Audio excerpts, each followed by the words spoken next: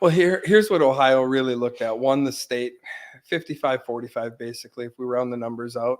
So over half the state voted on it and said, yes, we want it. Here's recreational. Mhm. Medical was already in place, right? Number two, we look at the legislation that actually broke down the economic side of it. We're talking over $200 million in the first year of when they're saying that's what they're losing in state revenue.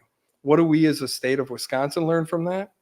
We're losing a lot of money because we're a dry island right now. Well, that's what I don't understand is why the state of Wisconsin doesn't make it a ballot issue instead of whatever they're trying to do through pushing it through. Well, it has been on the ballots in certain areas. It's only been on. No, it has to be a state referendum. Right. It has to be state. And it hasn't been. Why? Because it hasn't made the floor, because certain people want this to be a drug-free state, which unfortunately just promotes the black market. We've talked. It's not a drug-free state. That's just unrealistic. It is.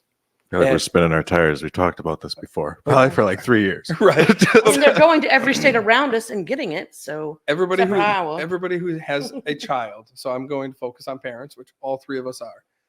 Go, Brendan. Yay. That is wild. Right. Right. To hear that. But having an 18 and a 24-year-old in my behalf, Nikki ranges from 21 to 6. You've got a 4-month-old. 7. Oh, to 7 now. Seven. Yes. I think she's 7. Is she? Yes. She has 7 kids, so that's the magical number. Yes. 7 is 7. But if your kids are going to find it, right? And like my kids tell me about their friends trying to find weed.